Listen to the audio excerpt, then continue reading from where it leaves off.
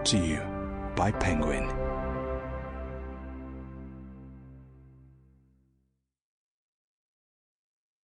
Ivy Lane. Written by Cathy Bramley, read by Colleen Prendergast. The moral right of the author has been asserted. Allotment. Allotment. Noun. 1. A plot of land rented by an individual for growing vegetables or flowers, often occupied by a variety of delightful characters who also enjoy baking, gossiping, and matchmaking.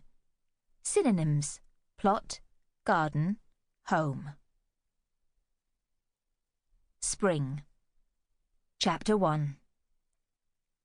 I did up my coat, pulled on a woolen beret, and wrapped an excessively long scarf around my neck until only my nose and eyes were left bare. Anyone would be forgiven for thinking that I was trying to exit my new little terraced house incognito.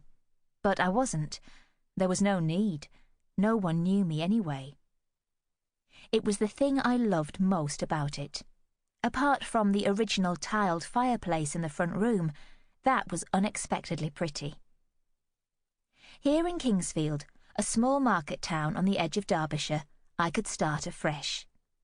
Although I had only moved a paltry 20 miles, the simple joy of not facing pitying smiles and awkward silences would make a huge improvement to my life. I was sure of it. The front door was sweet too, with its stained glass panel. I hadn't noticed it when I came to view the house. That particular December day had whizzed by in a blur.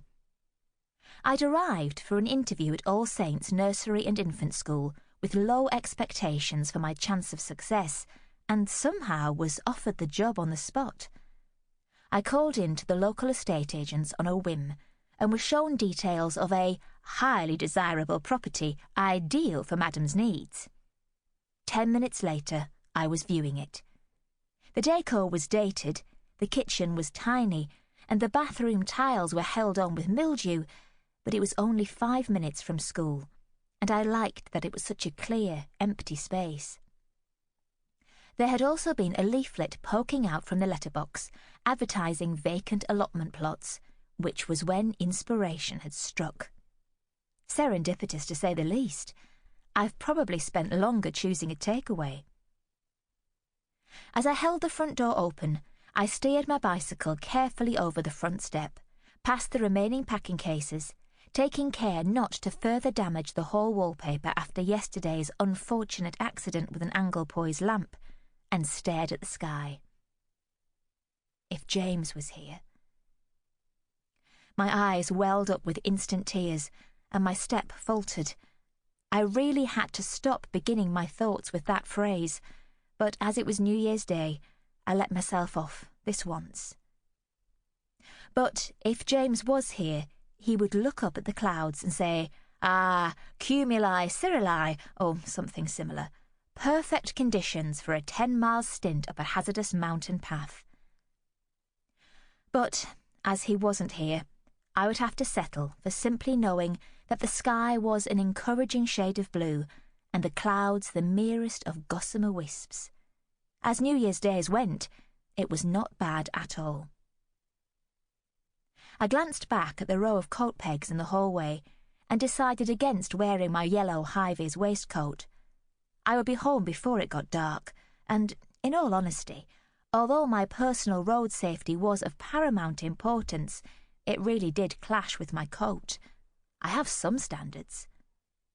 My cycle helmet was a must, though, I decided, forcing it on over my beret. I mounted the saddle, pocketed my front door key, and pushed off, glad for once of the padding on my rear end, the result of sitting on it for a year and feeling sorry for myself. Onwards and upwards, Tilly, as my dear old mum would say. Although I didn't quite have my bearings yet, I was pretty sure of the way. Ivy Lane Allotments was less than a 2-minute cycle from Wellington Street, where I lived. In fact, I could have walked. But these days I went everywhere I could by bike. I had learned that cycling past people with a cheery wave was far preferable to having to stop. Sample complete. Ready to continue?